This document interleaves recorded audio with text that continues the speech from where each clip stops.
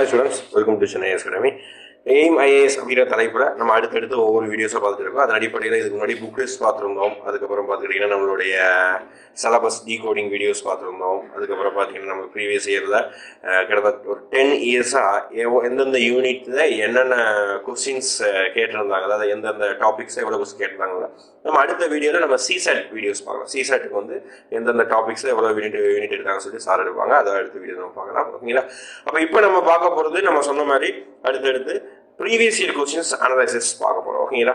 அப்போ நம்மளுடைய இப்போ வீடியோ எடுக்கிறதுடைய நோக்கமே என்ன பார்த்தீங்கன்னா, அடுத்து யூபிஎஸ்சி 2023-24 பேட்ச் மாணவர்களுக்காக அவங்க படிக்கிறதுக்கு முன்னாடி இதுக்கு முன்னாடி கேள்வி எப்படி கேட்டிருக்காங்க, என்ன விதத்தில் கேள்வி வருது, அதை நம்ம எப்படி அணுகலாம்ங்கிற விஷயத்தை ஒரு முன்னோட்டம் பார்க்குறோம். ஓகேங்களா? இப்போ எய்ம் ஐஏஎஸ் அப்படிங்கிற தலைப்பில் polity 2022 previous year questions, polity questions மட்டும் ஒரு கிட்டத்தட்ட ஒரு 5 to 6 கொஸ்டின்ஸ் மட்டும் நீங்கள் டிஸ்கஸ் பண்ணுறோம். சரி, அடுத்தடுத்த வீடியோவில் அடுத்தடுத்த கொஸ்டின்ஸ் நம்ம டிஸ்கஸ் பண்ணலாம், அடுத்தடுத்த சப்ஜெக்ட் நம்ம டிஸ்கஸ் பண்ணலாம். ஓகேங்களா?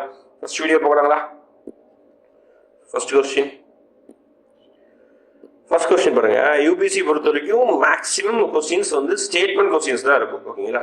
இங்க வந்து நம்ம வந்து சாதாரணமாக ஒன் லைனர் கொஸ்டினோ மேட்ச் த ஃபாலோவிங்கோ ரொம்ப எதிர்பார்க்க முடியாது. அதிகபட்ச ஸ்டேட்மெண்ட் கொஸ்டின் தான். Okay, consider the following statement. Okay, pursuant to the report Hutchinson-Sanyal Committee, the Contempt of Court Act 1971 was passed. ஓகேங்களா? அதாவது ஆக்சுவலாக கண்டெம்ட் ஆஃப் கோர்ட் அப்படிங்கிற வார்த்தை வந்து நமக்கு தெரிஞ்சிடும். ஓகே, என்ன அப்படின்னு பார்த்தீங்கன்னா, கோர்ட்டை வந்து அதாவது நீதிமன்றம் அப்படிங்கிற அமைப்பு இருக்குது. அதாவது இந்தியாவுடைய பல்வார்க் ஆஃப் த கான்ஸ்டியூஷன் அப்படின்னு சொல்லுவாங்க. அதாவது நம்மளுடைய கான்ஸ்டியூஷனுக்கு எதெல்லாம் ஒரு தூண் மாதிரி, எதெல்லாம் ஒரு அரண் மாதிரி பாதுகாப்பாக இருக்குது அப்படின்னு நம்ம சொல்லுவாங்க. ஓகே, அது நிறைய விஷயத்தை பற்றி பேசும். அதெல்லாம் வந்து பார்த்தீங்கன்னா நம்மளுடைய பார்லிமெண்ட்டை பற்றி பேசுவோம், நம்மளுடைய எலெக்ஷன் கமிஷன் ஆஃப் இந்தியாவை பற்றி பேசுவோம். அதுக்கப்புறம் பார்த்தீங்கன்னா அதில் முக்கியமான ஒரு விஷயம் தான் நம்மளுடைய சுப்ரீம் கோர்ட் ஆஃப் இந்தியா. ஓகேங்களா? சுப்ரீம் கோர்ட்டு பார்த்தீங்கன்னா நம்மளுடைய நாட்டை, நம்மளுடைய கான்ஸ்டியூஷனை ஒரு அரண் மாதிரி பாதுகாத்துக்கிறது. அதே மாதிரி சுப்ரீம் கோர்ட் நம்ம என்ன சொல்லுவோம், கார்டியன் ஆஃப் த கான்ஸ்டியூஷன் கூட நம்ம சொல்றோம். அப்போ அப்பேற்பட்ட சுப்ரீம் கோர்ட்டையும் சரி, அப்பேற்பட்ட ஹை கோர்ட்டையும் சரி, ஏதாவது அதோடைய என்ன சொல்றது, அதை கொச்சைப்படுத்தும் விதமாகவோ, அதை அவமானப்படுத்தும் விதமாகவோ, அதோடைய ஆர்டரை வந்து அது போட்ட ஆர்டரை வந்து ஃபாலோ பண்ணாம இருக்கிற மாதிரியோ இந்த மாதிரி விஷயங்கள் செய்யும் போது அதை நம்ம என்ன டிஃபைன் பண்றோம்னா கண்டெம்ட் ஆஃப் கோர்ட் அப்படின்னு நம்ம சொல்றோம். ஓகே, அது நிறைய டிஃபைன் பண்ணுவோம். அதான் அந்த கொஸ்டின்.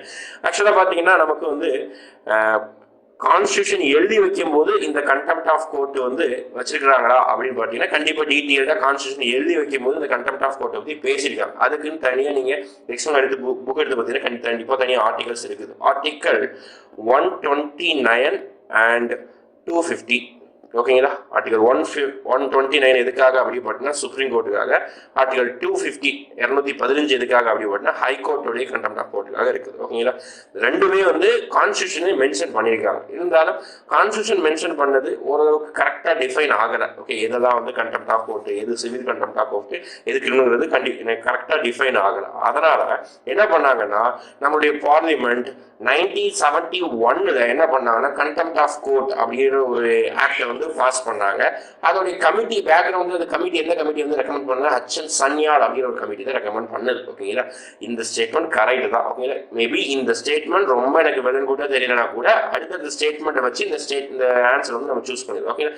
இப்போதைக்கு ஃபர்ஸ்ட் ஸ்டேட்மெண்ட் வாஸ் கரெக்ட். ஓகேவா? அடுத்த ஸ்டேட்மெண்ட் போலாமா? இப்போ contempt of court act pass பண்ணது 1971. நெக்ஸ்ட் இந்த கான்ஸ்டியூஷன் ஆஃப் இந்தியா பாருங்க, ஒவ்வொரு ஸ்டேட்மெண்ட்லையும் ஒவ்வொரு வார்த்தையும் important. The Constitution of India empowers the Supreme Court and the High Court punish for contempt themselves அப்படின்னு சொல்றாங்க. ஓகேங்களா? அப்போ கான்ஸ்டியூஷனுக்கு வந்து அதிகாரம் கொடுத்துருக்காங்களா, கான்ஸ்டியூஷன் எம்பவர்ஸ் அப்படின்னு நம்ம சொல்றோம். ஓகே, இப்போ கான்ஸ்டியூஷனுக்கு அதிகாரம் கொடுத்துருக்காங்களா சுப்ரீம் கோர்ட், ஹை கோர்ட். நம்ம இப்பதான் சொன்னோம் சுப்ரீம் கோர்ட்டுக்கு ஒரு ஆர்டிகல் இருக்குது 129, ஹை கோர்ட்டுக்கு ஒரு ஆர்டிகல் 215. அப்போ இந்த ஸ்டேட்மெண்ட் கரெக்ட். ஓகே, கான்ஸ்டியூஷன் தெளிவா டிஃபைன் பண்ணியிருக்காங்க. ஓகேங்களா? நம்ம வந்து கண்டெம்ட் ஆஃப் கோர்ட் டிஃபைன் பண்ணலாம் அப்படின்னு சொல்லிட்டு. ஆனா எப்பவுமே ரெண்டு பேருக்கு ஒரு இடத்துல வந்து ஃபைட் நடந்துகிட்டே இருக்கும். யாருக்கும் அப்படி பார்த்தீங்கன்னா நம்மளுடைய ஜுடிஷியரி சிஸ்டத்துக்கும் வெர்சஸ் பார்லிமெண்ட்டுக்கும் நம்மளுடைய ஜுடிஷியரிக்கும் கண்டிப்பா ஒரு சில இடங்கள்ல முரண்பாடான கருத்துக்கள் வந்துகிட்டே இருக்கும். அது எதுல இருக்குன்னா இதுதான் இருந்தது. ஓகேங்களா? நம்முடைய பார்லிமெண்ட் என்ன சொல்றாங்கன்னா 1971 பாஸ் பண்ணப்பட்ட கண்டெம்ட் ஆஃப் கோர்ட் தான். கண்டெம்ட்னா என்ன, அது சிவில் கண்டெம்ட், கிரிமினல் கண்டெம்ட்டுக்கு எவ்வளவு ஃபைன் போடணும், எவ்வளவு வந்து பனிஷபிள் இயர் ஜெயில் கொடுக்கணும், இது எல்லாமே அந்த ஆக்ட் தான் டிஃபைன் பண்ணிட்டு சொல்லிட்டு பார்லிமெண்ட் நம்மளுடைய எக்ஸிக்யூட்டிவ் சொல்றாங்க. ஓகேங்களா? லெஜிஸ்லேட்டிவ் சொல்றாங்க. ஆனா சுப்ரீம் கோர்ட் என்ன சொல்றாங்கன்னா அதெல்லாம் கிடையாது. கான்ஸ்டியூஷன் எழுதி வைக்கும் போதே ஒரு டிஃபைன் பண்ணி வச்சிருக்காங்க. அடிப்படையில் நாங்கள் என்ன சொல்கிறோமோ அதுதான் வந்து பார்த்துக்கிட்டீங்கன்னா நம்ம கண்டெம்ட் ஆஃப் கோர்ட் அப்படின்னு சொல்லிட்டு சுப்ரீம் கோர்ட் டிஃபைன் பண்ணுறாங்க. ஓகே, இது வந்து ரெண்டு பேருக்கு வந்து முரண்பாடு ஆகுது. ஓகே, அதுக்கு நான் இன்னொரு முக்கியமான ஒரு விஷயம் சொல்ல மறந்துட்டேன். நம்ம யூபிஎஸ்சியில் கேட்கக்கூடிய ஒவ்வொரு கொஸ்டினும், ஓகேங்களா, ஒரு கொஸ்டின் சொல்ல முடியாது, மேக்ஸிமம் நம்பர் ஆஃப் கொஸ்டின்ஸ் பார்த்துக்கிட்டிங்கன்னா அடுத்த இப்போ ஃபார் எக்ஸாம்பிள் இது வந்து 2022 கேட்கப்பட்ட ஒரு கொஸ்டின்ஸ், மே மந்த் கேட்கப்பட்ட ஒரு கொஸ்டின். அப்போ அந்த எக்ஸாமுக்கு அந்த எக்ஸாம் நடந்ததுக்கு ஒரு வருஷத்துக்கு முன்னாடியோ 1.5 வருஷத்துக்கு முன்னாடியோ ஏதாவது மிகப்பெரிய சம்பவங்கள் இந்த டாபிக் சம்பந்தமா ஏதாவது நடந்திருந்தால் அதை வச்சு கொஸ்டின் கேட்பாங்க. அது மெயினாக பாலிட்டியில் இப்படி தான் கொஸ்டின் கேட்பாங்க. சரி, அப்போ கண்டெம்ட் ஆஃப் கோர்ட் சம்பந்தமா ஏதாவது பெரிய அளவுக்கு இஷ்யூஸ் நடந்ததா? எஸ், கண்டிப்பாக நடந்தது. அதுதான் பார்த்தீங்கன்னா பிரசாந்த் பூஷன் கேஸ். ஓகேங்களா, நிறைய பேர் நீங்கள் கேள்விப்பட்டிருப்பீங்க. இந்தியாவுடைய டாப் மோஸ்ட் அட்வொகேட்ல சொல்லக்கூடியதுதான் வந்து நம்மளுடைய பிரசாந்த் பூஷன். ஓகேங்களா, அவர் என்ன பண்ணார் அப்படின்னு பார்த்தீங்கன்னா நம்மளுடைய அந்த டைம்ல இருந்த சீஃப் ஜஸ்டிஸ் ஆஃப் இந்தியா 2022 இருந்த சீஃப் ஜஸ்டிஸ் ஆஃப் இந்தியாவை என்ன சொல்றாருன்னா அவர் வந்து பிஜேபி, அதாவது ஆளுங்கட்சிக்கு சாதகமாக செயல்படுறாரு. அதாவது அந்த எம்பியோடைய ஒரு பைக்ல இருந்ததுனால அதை வச்சு ஒரு ட்வீட் போட்டிருந்தாரு. இந்த ட்வீட் கண்டெம்ட் ஆஃப் கோர்ட் அப்படின்னு சொல்லிட்டு சுப்ரீம் கோர்ட் சுவோ மோட்டோ, அதாவது தானாகவே அவங்க கேஸை எடுத்து அந்த கேஸை வந்து நடத்திட்டு இருந்தாங்க. அதுதான் பார்த்துக்கிட்டீங்கன்னா நம்மளுடைய இந்த கொஸ்டின் கேட்பதற்கான காரணமும் அதுதான். ஓகேங்களா, ஏன்னா அந்த நடப்பு நிகழ்வுகள் கடந்த 1.5 இயர்ல இந்த சம்பவம் நடந்தது. அதனால இது ஒரு பெரிய பேசும்போது அந்த கண்டெம்ட் ஆஃப் கோர்ட் அதனால கேள்வி கேட்டிருக்காங்க. ஓகேங்களா, ரைட். அப்போ ஃபர்ஸ்ட் ஸ்டேட்மெண்ட் கரெக்ட், ரெண்டாவது ஸ்டேட்மெண்ட் கரெக்ட். மூணாவது statement, constitution of India defines civil contempt and criminal contempt அப்படி சொல்றாங்க. ஓகேங்களா, இந்த ஸ்டேட்மெண்ட் ராங். ஏன் அப்படின்னு பார்த்தீங்கன்னா கான்ஸ்டியூஷன்ல சிவில் கண்டெம்ட்னா இது, கிரிமினல் கண்டெம்ட்னா இது அப்படின்னு சொல்லிட்டு எங்கேயுமே டிஃபைன் பண்ணல. நம்மளுடைய கண்டெம்ட் ஆஃப் கோர்ட் ஆக்ட் மட்டும்தான் டிஃபைன் பண்ணிருக்கு. இங்க என்ன சொல்றாங்க, கான்ஸ்டியூஷன் ஆஃப் இந்தியா டிஃபைன்ஸ் அப்படின்னு சொல்லியிருக்காங்க. அதனால இந்த ஸ்டேட்மெண்ட் மட்டும் ராங். என்ன sir, civil contempt criminal contempt அதுவே ஆக்டிவ் டிஃபைன் பண்ணியிருப்பாங்க. சிவில் கண்டெம்ட் அப்படின்னு பார்த்தீங்கன்னா கோர்ட்டை சொல்லக்கூடிய ஆர்டரை வந்து அதை டிகிரின்னு சொல்லுவாங்க. அந்த ஆர்டரை வந்து ஒபே பண்ணாத டைம்ல, அடுத்து கோர்ட்டை வந்து அவதூறாக பேசுறது, இந்த மாதிரி விஷயங்களை வந்து நம்ம சிவில் கண்டெம்ட் சொல்லுவோம். அதே இது கோர்ட்டுக்கே சேதம் விளைவிக்கிற மாதிரி, அதாவது கோர்ட்டில் பாம்பு வைக்கிறது, அதாவது ஜட்ஜஸ் வந்து தாக்குறது, ஜட்ஜஸ் வந்து அட்டெம்ப்ட் மர்டர், ஜட்ஜஸ் வந்து கொலை பண்ற மாதிரி ட்ரை பண்றது, இந்த மாதிரி விஷயங்கள் தான் என்ன சொல்லுவாங்கன்னா கிரிமினல் கண்டெம்ட் சொல்லுவாங்க. கிரிமினல் கண்டெம்ட் வந்து ஜெயில் பனிஷ்மெண்ட் இருக்கு, சிவில் கண்டெம்ட் வந்து ஃபைன் மட்டும் தான் இருக்கும். அதனாலதான் பிரசாந்த் பூஷனுக்கு என்ன பண்ணியிருந்தாங்க அப்படின்னு பார்த்தீங்கன்னா ₹1 ஃபைன் போட்டிருந்தாங்க. எவ்வளவு ரூபாய்? ஒரே ₹1 தான் ஃபைன் போட்டாங்க. சரிங்களா, அதான் என்ன சிவில் கண்டெம்ட். ஓகே ஓகே, அப்போ தேர்ட் ஸ்டேட்மெண்ட் வந்து ராங். அடுத்து fourth statement என்ன அப்படின்னா, in India the parliament vested with the power to make a laws of on contempt of court அப்படின்னு சொல்றாங்க. அதாவது ஓப்பனாகவே ஈஸியான கொஸ்டின், ஈஸியான ஒரு ஸ்டேட்மெண்ட் என்ன அப்படின்னு பார்த்தீங்கன்னா நம்மளுடைய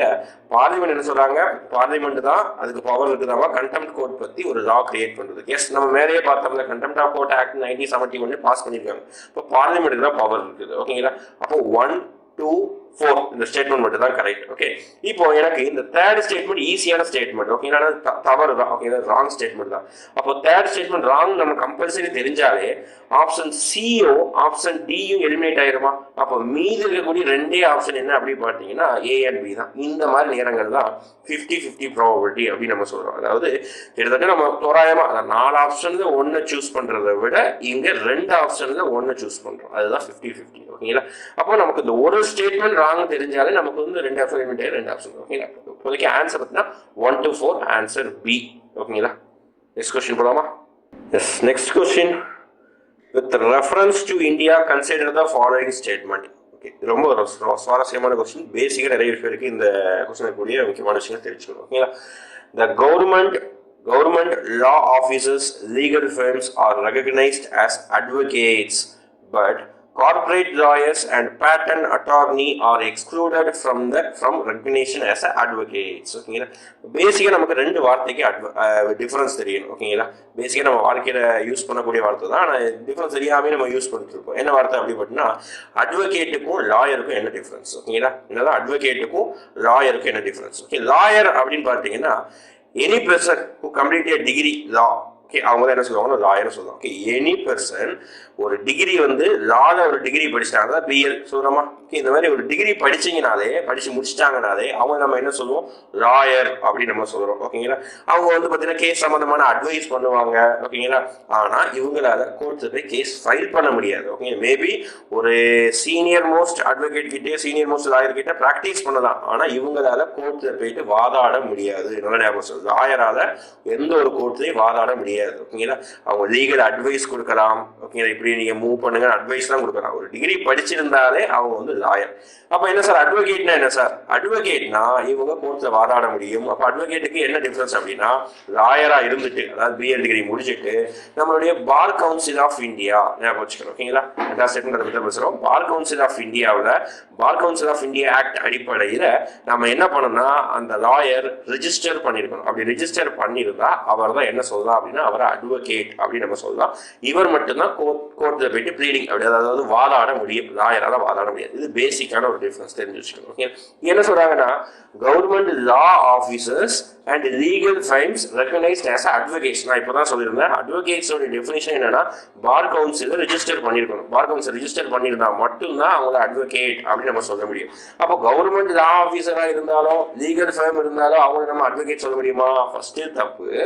but corporate lawyers and patent attorneys are excluded from recognition of advocates. Okay, first ஸ்டேட்மெண்ட்டே ராங், ரெண்டாவது ஸ்டேட்மெண்ட் ராங். அதாவது அந்த ஒரே ஸ்டேட்மெண்ட் கூடிய ரெண்டு ஸ்டேட்மெண்ட் ராங். அப்போ first statement purely wrong. Okay, இப்போ முதல் ஸ்டேட்மெண்ட் ராங்னா ஆப்ஷன் ஏ எலிமினேட் ஆயிரும், ஆப்ஷன் சி எலிமினேட் ஆயிரும். ஓகேங்களா, அப்ப நமக்கு ரிமைன் இருக்கிறது ஆப்ஷன் பியா டியா, பாம்பேவா டெல்லியா, இது மட்டும் தான் டிஃபரன்ஸ். ஓகேங்களா, ரெண்டாவது இது பார்க்கலாமா? ரெண்டாவது ஸ்டேட்மெண்ட் என்ன அப்படின்னா bar councils have the power to lay down the rules relating to the legal education and recognition of law colleges. ஓகேங்களா, அதாவது என்ன சொல்றாங்க அப்படின்னு பார்த்தீங்கன்னா நமக்கு லா காலேஜஸ் இருக்குது. ஓகே, லா காலேஜஸ் யார் வந்து ரெகுலேட் பண்றாங்க அப்படின்னு சொன்னீங்கன்னா பார் கவுன்சில் தான் ரெகுலேட் பண்றாங்க அப்படின்னு நீங்க வந்து டிஃபைன் பண்றாங்க. ஓகேங்களா, நமக்கு தெரியும் ஒவ்வொரு டிபார்ட்மெண்ட் வைஸ் இருக்கக்கூடிய ஒவ்வொரு விஷயங்கள் இருக்கக்கூடிய எஜுகேஷன் டிபார்ட்மெண்ட்டுக்கு ஒவ்வொருத்தர். ஃபார் எக்ஸாம்பிள் நம்மளுடைய மெடிக்கல் காலேஜஸ் எல்லாம் கண்ட்ரோல் பண்ணக்கூடிய என்ன சொல்லுவாங்கன்னா மெடிக்கல் கவுன்சில் ஆஃப் இந்தியா சொல்லுவாங்க. இப்போ பேர் மாத்திருக்காங்க நேஷனல் மெடிக்கல் கவுன்சில் அப்படின்னு சொல்லுவாங்க. இவங்க என்ன பண்ணுவாங்க அப்படின்னு பார்த்தீங்கன்னா நம்மளுடைய எல்லா மெடிக்கல் காலேஜஸ் எல்லாத்தையும் ரெகுலேட் பண்றது நேஷனல் மெடிக்கல் கவுன்சில் அப்படின்னு சொல்லுவாங்க. அதே மாதிரி சார்ட்டர்ட் அக்கௌண்ட்ஸ் சிஏ அதோட இன்ஸ்டிடியூஷன் ரெகுலேட் பண்ணக்கூடியது ஐசிஏ அவங்க ரெகுலேட் பண்ணுவாங்க. அதே மாதிரி எல்லா யூனிவர்சிட்டிஸே ரெகுலேட் பண்ணக்கூடியது யூஜிசி. அதே மாதிரி பார்த்தீங்கன்னா காலேஜஸ் இன்ஜினியரிங் காலேஜஸ் ரெகுலேட் பண்ணக்கூடிய நிறுவனம். இது மாதிரி ஒவ்வொரு எஜுகேஷன் டிபார்ட்மெண்ட்டுக்கும் ஒவ்வொரு வகையான நிறுவனங்கள் ரெகுலேட் பண்ண நிறுவனங்கள். அதே மாதிரி எல்லா லா காலேஜஸ் நல்லா வச்சுக்கணும். ஓகே, சட்டக்கல்லூரி எல்லா சட்டக்கல்லூரியையும் ரெகுலேட் பண்ணக்கூடியது யார் அப்படின்னு பார்த்தீங்கன்னா பார் கவுன்சில் மட்டும் தான் ரெகுலேட் பண்ண முடியும். அதுதான் எங்க சொல்றாங்க bar council have the power to lay down the rules relating to the legal education and recognizing law colleges. Yes, purely correct in the statement. ஓகேங்களா, அப்போ ஆன்சர் பி பாம்பே. ஓகே, 2 ரெண்டாவது ஸ்டேட்மெண்ட் மட்டும் தான் கரெக்ட், முதல் ஸ்டேட்மெண்ட் ராங். ஏன் wrong அப்படின்னு பார்த்துக்கிட்டீங்கன்னா நம்மளுடைய என்ன சொல்றாங்க கவர்மெண்ட் லாயர்ஸ் வந்து அட்வொகேட்ஸ் சொல்ல முடியாது. நான் சொன்னோம்ல கவுன்சில் ரெகனைஸ் பண்ணா மட்டும்தான் அட்வொகேட்ஸ். ஓகேங்களா, சரி சார் போன கொஸ்டின் கேட்டது காரணம் சொன்னீங்க, இந்த கொஸ்டின் கேட்டது காரணம் என்ன அப்படி இது ஒரு ஃபேக்சுவல் கொஸ்டின். ஓகேங்களா, ஆக்சுவலாக பார்த்தீங்கன்னா ஒவ்வொரு வருஷமும் என்ன பண்ணுவாங்க அப்படின்னு பார்த்தீங்கன்னா ஒரு போர்டோ அல்லது ஒரு துறையை பத்தி கண்டிப்பா ஒரு கொஸ்டின் கேட்பாங்க. பாலிட்டிக்குள்ள அரசியல் பேசக்கூடிய விஷயங்கள்ல ஒரு போர்டை பத்தி ஒரு துறையை பத்தி கொஸ்டின் கேட்பாங்க. ஃபார் எக்ஸாம்பிள் 2018 and 2019-20 தான் பாத்தீங்கன்னா கேபினெட் செக்ரட்டரி பத்தி கேட்டாங்க, சீஃப் செக்ரட்டரி பத்தி கேட்கறாங்க. அப்போ அதே மாதிரி இப்போ வந்து பார் கவுன்சில் ஆஃப் இந்தியா கேட்கறாங்க. நாளைக்கு என்ன பண்ணுதா ஐசிஏ பத்தி கேட்கலாம், அல்லது நேஷனல் மெடிக்கல் கவுன்சில் பத்தி கேட்கலாம், அடுத்து யூஜிசி பத்தி கேட்கலாம். இதெல்லாம் அடுத்தடுத்து வரக்கூடிய எக்ஸ்பெக்ட் பண்ணக்கூடிய கொஸ்டின்ஸ். அப்போ பார் கவுன்சில் கேட்டாங்க அப்படின்னு திருப்பியும் பார் கவுன்சிலே போய் படிக்க வேண்டிய தேவையில்லை. பார் கவுன்சில் மாதிரி இருக்கக்கூடிய வேற எஜுகேஷன் ரெகுலேட்டிங் பாடிஸை வந்து நம்ம படிச்சா என்ன செஞ்சிடலாம்னா அடுத்து கம்மிங் இயர்ஸ்ல நம்ம ஈஸியாக வந்து அந்த கொஸ்டின் கிளியர் பண்ணிக்கலாம். ஓகேங்களா, அப்போ ஆன்சர் வந்து பி. நெக்ஸ்ட் கொஸ்டின் போலாமா? Next question purely factual question. ஓகேங்களா, இங்க எதுவுமே வந்து என்ன சொல்றதுன்னா ஒரு கான்செப்ட் எதுவுமே நமக்கு தேவையில்லை, கரண்ட் அஃபேர்ஸ் ரிலேட்டடா எதுவுமே கிடையாது. லட்சுமிகாந்த் புக்கை படிச்சீங்கன்னா இந்த கொஸ்டின் அடிச்சிடலாம். ஓகே, வேற எதுவுமே கிடையாது. இது வந்து ரீசெண்டா நம்ம நிறைய விஷயம் கரண்ட் அஃபேர்ஸ் வந்திருக்கா அப்படி கூட கிடையாது. நமக்கு லட்சுமிகாந்த் புக்ல இந்த கான்செப்ட் இருக்கு. ஓகேங்களா, இந்த ஃபேக்சுவல் பாயிண்ட் இருக்கும். Okay, first one, the bill amending the constitution requires prior recommendation of the president. ஓகேங்களா, அதாவது ஒரு பில் ஒரு மசோதா அமெண்ட் பண்றது, கான்ஸ்டிடியூஷனை அமெண்ட் பண்ண சட்ட திருத்த மசோதா சொல்றோம்ல, கான்ஸ்டிடியூஷன் அமெண்ட் பண்றதுக்கு பிரசிடென்ட் கிட்ட ப்ரியர் ரெக்கமெண்டேஷன் வேணுமா அப்படின்னு கேட்குறாங்க. ஓகே, ஃபர்ஸ்ட் வேணுங்கிற சொல்றாங்க. ஓகே, இந்த ஸ்டேட்மெண்ட் ராங். ஏன் சார் ராங் அப்படின்னு சொல்றீங்கன்னா அதாவது இந்தியாவில் எல்லா மசோதாவும் என்ன தேவைன்னா பிரசிடென்ட் கிட்ட ப்ரையர் ரெக்கமெண்டேஷன் வாங்குறதுக்கு தேவையில்லை. ஒரு சில பில் மட்டும் தான். அப்போ எந்த பில் தான் நம்ம பார்க்கலாமா? பிரசிடென்ட் கிட்ட ப்ரையர் ரெக்கமெண்டேஷன். ஃபர்ஸ்ட் எந்த பில் பார்த்தீங்கன்னா மணி பில், அதாவது பண மசோதா அப்படின்னு சொல்லுவாங்க. ஓகேங்களா? மணி பில், அதாவது மணி சம்பந்தமான ப்ரொவிஷன்ஸ் ஏதாவது பத்தி பில் போடுறதா இருக்கும், ஆக்ட் போடுறதா இருந்தால் மணி பில் சொல்லுவாங்க. மணி பில் பாஸ் பண்றதுக்கு பிரசிடென்ட் குடியரசுத் தலைவருடைய முன் அனுமதி தேவை. ஓகே, ப்ரியர் ரெக்கமெண்டேஷன் தேவை. அடுத்து ரெண்டாவது என்ன அப்படின்னு பார்த்தீங்கன்னா ஃபினான்சியல் பில் அப்படின்னு சொல்லுவோம். ஓகேங்களா? நிதி மசோதா அப்படின்னு சொல்லுவாங்க. ஃபினான்சியல் பில் 1 and 2 இருக்குது. இந்த 1க்கு வந்து என்ன தேவை அப்படின்னு பார்த்தீங்கன்னா நம்மளுடைய பிரசிடென்ட் ப்ரியர் ரெக்கமெண்டேஷன் தேவை. சரி, இது மட்டும் தான் சார், வேற எதுக்கும் தேவை இல்லையா அப்படின்னு பார்த்தீங்கன்னா ஆர்டிகல் 3 யூஸ் பண்ணி, ஓகே, ஆர்டிகல் 3 ஞாபகம் வரணும், ஞாபகம் வரும். ஆர்டிகல் 3 யூஸ் பண்ணி ஒரு ஸ்டேட், ஒரு மாநிலத்தை ரெண்டா பைஃபியூரிகேட் சொல்லுவாங்க. அதாவது ரெண்டா வந்து பிரிப்பாங்க. ஒரு மாநிலத்தை ரெண்டா பைஃபியூரிகேட் பண்ணுவாங்க. ஓகேங்களா? அப்ப அந்த பைஃபியூரிகேட் பண்ணும்போது என்ன தேவைன்னா, ஒரு மாநிலத்தை தமிழ்நாடு எடுத்துக்கோங்க, தமிழ்நாடே ரெண்டா பிரிக்கிறாங்க வச்சுக்கோங்க, சரிங்களா? நார்த் தமிழ்நாடு, சவுத் தமிழ்நாடு அப்படி சொல்லி பிரிக்கிறாங்கன்னா, அப்போ ஒரு மாநிலத்தை ரெண்டா பிரிக்கிறதுக்கோ அல்லது பவுண்டரியுடைய எல்லைகளை மாத்துறதுக்கோ, கன்னியாகுமரியை பிரிச்சு வந்து அங்க கொடுக்கறதுக்கோ, இந்த மாதிரி விஷயம் பண்றதுக்காக என்ன தேவைன்னா பிரசிடென்ட்டுடைய முன் அனுமதி தேவை. ஆர்டிகல் 3. அப்போ இந்த 3 விஷயத்துக்கு பிரசிடென்ட் ப்ரியர் ரெக்கமெண்டேஷன் தேவை. அமெண்டிங் ஆஃப் த கான்ஸ்டியூஷன், ஒரு கான்ஸ்டியூஷனை திருத்தம் செய்வதற்கு என்ன தேவையில்லை அப்படின்னு பார்த்தீங்கன்னா நம்ம ப்ரியர் ரெக்கமெண்டேஷன் தேவையில்லை. ஓகேங்களா? First statement wrong. First statement ராங்னாலே நம்ம ஆன்சரே சொல்லிடலாம், இருந்தாலும் நம்ம டிஸ்கஸ் பண்றோம். ஃபர்ஸ்ட் ஸ்டேட்மெண்ட் ராங்கா என்ன கேட்குறாங்க? கரெக்ட் ஸ்டேட்மெண்ட் தான் கேட்குறாங்க. அப்போ ஏ வராது, சி வராது, டியும் வராது, ஆன்சர் பி போட்டு போய்கிட்டே இருக்கலாம். ஓகே, ஃபர்ஸ்ட் ஸ்டேட்மெண்ட் மட்டும் உங்களுக்கு தெரிஞ்சாலே போதும், ஆன்சர் போட்டுடலாம். இந்த மாதிரி ஈஸியாக கேட்க முடியும். அதுதான் UPSC is not a toughest examination. அதுதான் யூபிஎஸ்சிங்கிறது வந்து ரொம்ப டஃபஸ்ட் எக்ஸாம் அப்படிங்கிறதே கிடையாது. ஓகேங்களா? ஈஸி தான், அதை நம்ம எப்படி அப்ரோச் பண்றோம் அதுதான் மேட்டர். ஓகே, எப்படி நம்ம ப்ராக்டிஸ் பண்றோம், எப்படி அப்ரோச் பண்றோம், பாரு, ஒரு பாயிண்ட் தெரிஞ்சாலே போதும். அடுத்த கொஸ்டின் போலாமா? அடுத்த statement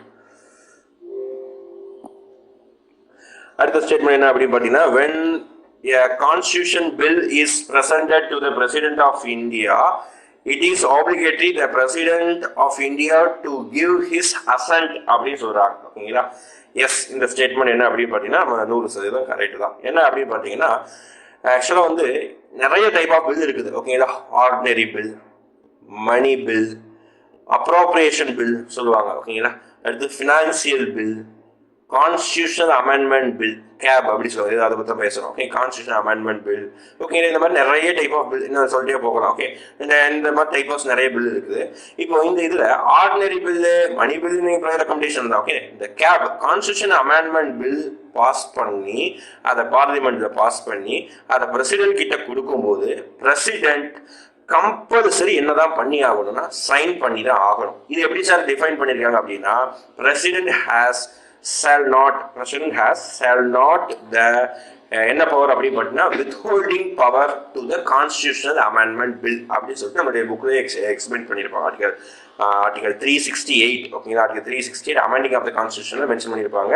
president shall not have the power to withholding with constitutional amendment bill. ஓகேங்களா? அப்போ செகண்ட் ஸ்டேட்மெண்ட் இஸ் கரெக்ட். கண்டிப்பா பிரசிடென்ட் சைன் பண்ணி தான் ஆகும். அடுத்து constitutional amendment bill must be passed by both Lok Sabha and Rajya Sabha by special majority. There is no provision of joint sitting. Yes, 100% correct தான். ஓகேங்களா? Joint சிட்டிங்னா என்ன தெரிஞ்சுக்கணும். அதாவது ஒரு ரெண்டு லோக்சபாவுக்கும் ராஜ்யசபாவுக்கும் முரண்பாடான இடத்துல இருக்கும் பொழுது, ஓகே, லோக்சபா ஒரு பில் பாஸ் பண்ணி ராஜ்யசபா வந்து அதை பாஸ் பண்ணுது அப்படின்னா, ராஜ்யசபா பில் பாஸ் பண்ணி லோக்சபா பாஸ் பண்ணுது அப்படின்னா என்ன பண்ணுவாங்கன்னா ரெண்டு பேரும் ஒரே ஹவுஸ்ல உட்கார வச்சு ஆர்டிகல் 108 அடிப்படையில் என்ன பண்ணுவாங்க அப்படின்னு பார்த்தீங்கன்னா ஜாயிண்ட் சிட்டிங் ப்ரொவைட் பண்ணுவாங்க. ஓகேங்களா? அப்போ இந்த ஜாயிண்ட் சிட்டிங் வந்து ஆர்டினரி பில் இருக்குது. ஓகே, ஆர்டினரி பில்லுக்கு இருக்குது. ஆனால் கான்ஸ்டியூஷன் அமெண்ட்மெண்ட் பில்லுக்கு கிடையாது. ஏன் கிடையாம வச்சிருக்கிறாங்க அப்படின்னு பார்த்தீங்கன்னா ஜாயிண்ட் சிட்டிங் இருந்தாலே அது who have the more power அப்படின்னு பார்த்தீங்கன்னா லோக்சபா தான் ஹேவ் த மோர் பவர். ஏன் அப்படின்னா லோக்சபாவுடைய ஸ்ட்ரென்த் 545, ராஜ்யசபாவோட ஸ்ட்ரென்த் 245 தான். ஓகேங்களா?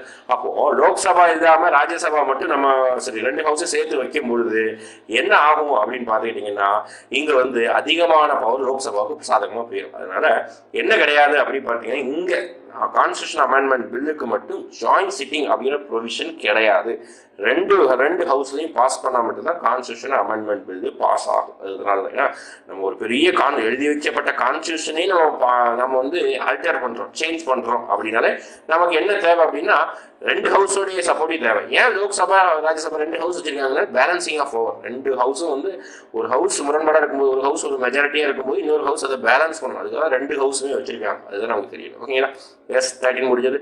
அதுக்கப்புறம் இதில் வந்து 1 and 3 is correct. ஓகேங்களா? சரி, 1 wrong, 2 and 3 is correct. Answer வந்து B. Okay, next question. Consider the following statement. Yes, திருப்பி statement தான். The Constitution classifies the ministers into 4 ranks: cabinet ministers, Ministry of State with the independent charge, ministry of state and deputy ministers அப்படின்னு சொல்லிட்டு 4 வகை classification பிடிச்சிருக்காங்க. ஓகேங்களா? அது என்ன சொல்றாங்க பாருங்க, கான்ஸ்டியூஷன் ஆஃப் இந்தியா கிளாசிஃபைஸ் அப்படின்னு சொல்லி நம்ம கண்டிப்பாக கேள்விப்பட்டிருப்போம். நியூஸ் பேப்பர்லையும் நியூஸ் பார்க்கும்போது கேபினெட் மினிஸ்டர் இவர் வந்து மினிஸ்ட்ரி ஆஃப் ஸ்டேட் சொல்லுவாங்க, இவர் ministry of state independent charge சொல்லுவாங்க, இவர் வந்து டெபுட்டி மினிஸ்டர் துணை அமைச்சர் அப்படின்னு சொல்லுவாங்க. ஓகேங்களா? இந்த மாதிரி வார்த்தைகள் நம்ம கேள்விப்பட்டிருப்போம். ஆனால் இது வந்து நம்ம நடைமுறையில் கேள்விப்படுறது. கான்ஸ்டியூஷனே இப்படி பிரித்து வச்சிருக்குதா அப்படின்னு கேட்டால் அது கிடையாது. ஓகேங்களா? அப்போ இந்த ஸ்டேட்மெண்ட் தான். என்ன சார் சொல்றீங்க அப்படின்னா, கான்ஸ்டியூஷன் கேபினெட் மினிஸ்டர் பதவி கிடையாதா, மினிஸ்டர் ஆஃப் ஸ்டேட் கிடையாதா? ஓகேங்களா? ஒரு சில வார்த்தைகள் இருக்குது. ஓகே, நான் அதான் இப்போ தெளிவாக சொல்ல போறேன். ஓகேங்களா? அப்போ கான்ஸ்டியூஷன்ல டிஃபைன் பண்ண வரைக்கும் என்ன சொல்றாங்க அப்படின்னா, அக்கார்டிங் டு ஆர்டிகல் 74, ஆர்டிகல் 74 என்ன சொல்ல வருது அப்படின்னு பார்த்தீங்கன்னா, the council of ministers will give aid and advice அப்படின்னு சொல்லுவாங்க. will give aid and advice to யாருக்கு? பிரசிடென்ட்டுக்கு. ஓகே, இப்போ பிரசிடென்ட்ங்கிறது வந்து ஒரு பொம்மை பதவி மாதிரி தான். ஓகேங்களா? அவங்க council of ministers plus PM, பிரதமரும் சேர்ந்து தான். Council of ministers plus prime மினிஸ்டரும் சேர்ந்து தான் யாருக்கு அட்வைஸ் கொடுப்பாங்கன்னா, பிரசிடென்ட்டுக்கு எய்ட் அண்ட் அட்வைஸ் கொடுப்பாங்க. அந்த எய்ட் அண்ட் அட்வைஸை வச்சு தான் பிரசிடென்ட் எல்லா விஷயத்தையும் செய்யணும். ஒரு பில் பாஸ் பண்ணுறது, ஒரு விஷயத்தை பேசுறது எல்லாமே ஆர்டிகல் 74 அடிப்படையில் தான். ஓகேங்களா? அப்போ ஆர்டிகல் 75 அடிப்படையில் என்ன சொல்றாங்க, பிரசிடென்ட் should appoint என்ன பண்ணணும் அப்படின்னா, council of ministers and prime மினிஸ்டர்ஸை அப்பாயிண்ட் பண்ணணும். ஓகேங்களா? அதுதான் பிரசிடென்டோடைய பவரா பேசலாம். Okay, president should appoint the council of ministers and prime minister. இது அக்கார்டிங் டு ஆர்டிகல் 75. அப்போ ஆர்டிகல் 74, 75லையும் இன்னொரு வார்த்தை தான் யூஸ் பண்ணிருக்காங்க, கவுன்சில் ஆஃப் மினிஸ்டர், சிஓஎம்னா கவுன்சில் ஆஃப் மினிஸ்டர் வார்த்தை தான் யூஸ் பண்ணிருக்காங்க, தவிர cabinet minister, ministry of state, deputy minister வார்த்தை யூஸ் பண்ணல. சரி சார், வேற எங்கேயுமே யூஸ் பண்ணல அப்படின்னா இன்னொரு இடத்துல யூஸ் பண்ணிருக்காங்க. எந்த இடத்துல அப்படின்னு பார்த்தீங்கன்னா, நமக்கு எமர்ஜென்சி டாபிக் படிச்சிருப்போம் எல்லாருமே, நீங்க கண்டிப்பா கேள்விப்பட்டிருப்போம். ஓகேங்களா? என்ன அப்படின்னு பார்த்தீங்கன்னா, நம்மளுடைய ஆர்டிகல் 352, ஆர்டிகல் 352 நேஷனல் எமர்ஜென்சி. அப்போ நேஷனல் எமர்ஜென்சி ப்ரொக்ளமேஷன் பண்றது யார் அப்படின்னா, பிரசிடென்ட் தான் வந்து நேஷனல் எமர்ஜென்சியை ப்ரொக்ளமேஷன் பண்ணணும், அப்படி அறிவிக்கணும். ஓகே, அந்த ப்ரொக்ளமேஷன் பண்றதுக்கு யாருடைய அட்வைஸ் தேவை அப்படின்னா, கவுன்சில் ஆஃப் மினிஸ்டரோட அட்வைஸ் கிடையாது, கேபினெட் மினிஸ்டர்ஸோடைய ரிட்டன் டாக்குமெண்ட் தேவை. வாய்ப்பேச்சு அளவில் வந்து எமர்ஜென்சி டிக்ளேர் பண்ணுங்க சொல்லிட்டு கேபினெட் மினிஸ்டர் சொல்லக்கூடாது, ரிட்டன் எழுதி கொடுக்கப்பட்டு சைன் பண்ண டாக்குமெண்ட் தேவை. இது எல்லாமே 42nd அமெண்ட்மெண்ட் தான் சேஞ்ச் பண்ணாங்க, இந்திரா காந்தி தான் சேஞ்ச் பண்ணாரு. ஓகேங்களா? அப்போ கவுன்சில் ஆஃப் கேபினெட் மினிஸ்டர் என்ன பண்ணணும் அப்படின்னு பார்த்தீங்கன்னா, பிரசிடென்ட் ரிட்டன் டாக்குமெண்ட் கொடுக்கணும். அப்போ இந்த இடத்துல தான் கேபினெட் மினிஸ்டர் வார்த்தையே மென்ஷன் பண்றாங்க. ஃபர்ஸ்ட் டைம் கான்ஸ்டியூஷன் எழுதும் போது மென்ஷன் பண்ணல, இப்பதான் மென்ஷனே பண்றாங்க. அப்போ டெபுட்டி மினிஸ்டர் வார்த்தை இருக்கா சார், மினிஸ்ட்ரி ஆஃப் ஸ்டேட் இருக்குதா அப்படிங்கிற வார்த்தை நம்ம கான்ஸ்டியூஷன்ல எழுதியே வைக்கிறேன். நம்ம சௌகரியத்துக்கு தான் நம்ம என்ன பண்ணிட்டு இருக்கோம் அப்படின்னு பார்த்தீங்கன்னா, இவர் மினிஸ்டர், இவர் டெபுட்டி மினிஸ்டர், இவர் வந்து minister of state in independent charge அப்படின்னு சொல்லிட்டு நம்ம சொல்லிட்டு இருக்கிறோம், தவிர மினிஸ்டருக்கு கிளாசிஃபிகேஷன் கிடையாது நம்ம கான்ஸ்டியூஷன். ஓகேங்களா? அப்போ ஃபர்ஸ்ட் ஸ்டேட்மெண்ட் பியூர்லி ராங். ஓகேங்களா? செகண்ட் ஸ்டேட்மெண்ட் பார்க்கலாமா? Second statement, total number of ministers in the union government, total number of ministers in the union government including prime minister shall not exceed 15% of the total numbers of the Lok Sabha. ஓகேங்களா? S, இந்த statement correct தான். என்ன அப்படின்னு பார்த்தீங்கன்னா, இது வந்து initial நம்ம constitution எழுதி வைக்கும் போது கிடையாது. லோக்சபாவுடைய மொத்த ஸ்ட்ரென்த் என்ன அப்படின்னு பார்த்தீங்கன்னா 545. ஓகேங்களா? இனிஷியலாக நம்ம கவர்மெண்ட், நம்ம இந்தியன் கவர்மெண்ட் வந்து இனிஷியலாக இருக்கும்போது தான் இந்த மினிஸ்டர் பதவி அப்படிங்கிறது வந்து ஒரு பொருளாகவோ ஒரு பெரிய வந்து கொள்ளடிக்கக்கூடிய பதவியாக பார்க்கப்படுறது இல்லை. ஓகே, ரீசெண்டாக கடந்த ஒரு 30-40 வருடங்களாக தான் அது பெரிய பதவியாகவும் அது நிறைய பணம் சம்பாதிக்கக்கூடிய பதவியாகவும் பார்க்க முடியாது. அதனால என்ன ஆகுது அப்படின்னு பார்த்தீங்கன்னா, ஒரு கட்சிக்கு ஆதரவு கிடைக்காத போது 2 கட்சி அல்லது 3 கட்சி சேர்ந்து கூட்டணியாக ஆட்சி வைக்கும் போது இருக்கிற எல்லாருக்குமே இந்த மினிஸ்ட்ரி அந்த மினிஸ்ட்ரின்னு சொல்லிட்டு சும்மாவே நிறைய நம்பர் ஆஃப் மினிஸ்டர்ஸ் வந்து இன்க்ரீஸ் பண்ணிட்டாங்க. இதனால என்ன சார் நஷ்டம் அப்படின்னு பார்த்தீங்கன்னா, மினிஸ்டர்ஸுக்கு அதிகமான சம்பளம் கொடுக்க வேண்டிய தேவை இருக்கு, அதிகமான சலுகைகள் கொடுக்க வேண்டிய இருக்கு, அதிகமான காரு, அதிகமான செலவுகள், ஏகப்பட்ட விஷயம். பதவி ஐஏஎஸ் பதவி கொண்டு நிறைய பதவிகள் தேவைப்படும். அதனால நம்மளுடைய ஃபினான்ஸ் சிச்சுவேஷனை பொறுத்து 91st கான்ஸ்டியூஷனல் அமெண்ட்மெண்ட் ஆக்ட் அப்படின்னு சொல்லுவாங்க. எந்த இயர் வந்ததுன்னா 2003 வந்தது. ஓகேங்களா? மிஸ்டர் வாஜ்பாய் தான் பாஸ் பண்ணாரு. ரொம்ப ரொம்ப முக்கியமான ஒரு ஆக்ட். ஓகேங்களா? என்ன அப்படின்னு பார்த்தீங்கன்னா, ஃபார் எக்ஸாம்பிள் வந்து இன்னைக்கு டேட்டில் சொல்கிறேன் வச்சுக்கோங்களேன், 2024 எலெக்ஷன் நடக்குது. ஓகே, இந்த அமெண்ட்மெண்ட் இதில் 2024 எலெக்ஷன் நடக்குது. மேபி வந்து பிஜேபி கொஞ்சமான மெஜாரிட்டி இதை வச்சிருக்காங்க. ஓகேங்களா, இன்னும் வந்து அவங்களுக்கு ஒரு 30 எம்பி வந்து தேவைப்படுது அவங்க வந்து ஆட்சி அமைக்கிறதுக்கு. அப்போ என்ன செய்வாங்க, 30 எம்பி வந்து வேற ஏதாவது கட்சி, அதாவது மேபி வேற கட்சிகள், ஃபார் எக்ஸாம்பிள் வந்து மம்தா பானர்ஜி கட்சியோ அல்லது ஹைதராபாத்தில் இருக்கக்கூடிய தெலுங்கானா தேசம் கட்சியோ அல்லது சிவசேனா கட்சி, இந்த மாதிரி கட்சிகள் கூட சேர்ந்து ஒரு 30 எம்பி அவங்களோட கூட்டணி வச்சுக்கிறாங்க. ஓகேங்களா, அப்போ என்ன செய்வாங்க, இவங்க கட்சி கண்டிப்பாக மினிஸ்டர்ஸ் கேட்பாங்க. அப்போ எல்லாருக்கும் மினிஸ்டர் பதவி. ஓகே, 30 பேருக்கு மினிஸ்டர் பதவி. நம்ம கிட்ட இருக்கக்கூடிய, அதாவது பிஜேபி எம்எல்ஏ இருக்கிற அவங்களுக்கும் மினிஸ்டர் பதவி, எல்லாருக்குமே மினிஸ்டர் பதவி கொடுக்கும்போது இங்கே தான் வந்து கவர்மெண்ட் ஃபினான்ஸ் சிச்சுவேஷன் ரொம்ப பேட் ஆகும். அதனால தான் என்ன பண்ணிட்டாங்க, இந்த ஆக்ட் வந்திருக்குது. ஓகேங்களா, இப்போ total number of the Lok Sabha ஸ்ட்ரென்த்தில் எப்படி டோட்டல் நம்பரோட ஸ்ட்ரென்த்தில் 15%, ஓகேங்களா, 15% மட்டும்தான் என்ன இருக்கணும்னா மினிஸ்டர்ஸாக இருக்கணும். ஓகே, இது லோக்சபாவுக்கு மட்டும் இல்லை, நம்மளுடைய ஸ்டேட் லெஜிஸ்லேட்டிவ் அசம்பிளிக்கும். ஓகே, எம்எல்ஏஸ் தமிழ்நாட்டிலேயே அப்படிதான் 234 எம்எல்ஏஸ் இருக்கிறாங்க அப்படின்னா 234 15% ஆஃப் த பாப்புலேஷன் மட்டும்தான் மினிஸ்டர்ஸ் ஆகணும். ஓகேங்களா, பெருகிக்கிட்டு வந்து நம்ம ஒரு 50 பேர் 70 பேர்லாம் வந்து என்ன ஆகக்கூடாது, மினிஸ்டர்ஸ் ஆகக்கூடாது. அதனால இந்த லிமிட் வச்சிருக்காங்க, ரொம்ப ரொம்ப முக்கியமான ஒரு விஷயம். ஓகே, ஏன் அப்படின்னு பார்த்தீங்கன்னா இதனால வந்து நிறைய கட்சி தாவல்லாம் ஆகுது. ஓகேங்களா, அதாவது அன்எத்திக்கல் டிஃபெக்ஷன் அப்படின்னு சொல்லுவாங்க. ஒரு கட்சியை விட்டு பதவிக்காக இன்னொரு கட்சிக்கு தாவாங்க. ஓகே, அந்த கட்சிக்கு போனால் என்னைக்கு நமக்கு அமைச்சர் பதவி கிடைக்க சொல்லிட்டு இந்த மாதிரி விஷயத்தான் தடுக்கணுங்கிறதுக்காக 2003 வந்த ஒரு முக்கியமான அமெண்ட்மெண்ட் தான். ஓகேங்களா, அப்போ இந்த ஸ்டேட்மெண்ட் கரெக்ட், ஆன்சர் பி. ஓகேங்களா, எஸ்.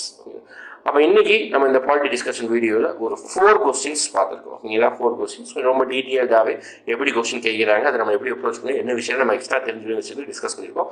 அடுத்த வீடியோவில் நம்ம பார்ட் 2 வீடியோவில் அடுத்து ஒரு 4 to 5 கொஸ்டின்ஸ் நம்ம டிஸ்கஸ் பண்ணுவோம். ஓகேங்களா, நெக்ஸ்ட் வீடியோ தெரிஞ்சுக்கலாம். உடனே நம்மளோட சேனலை ஃபாலோ பண்ணிட்டு இருக்கீங்க. ஓகேங்களா, தேங்க்யூ.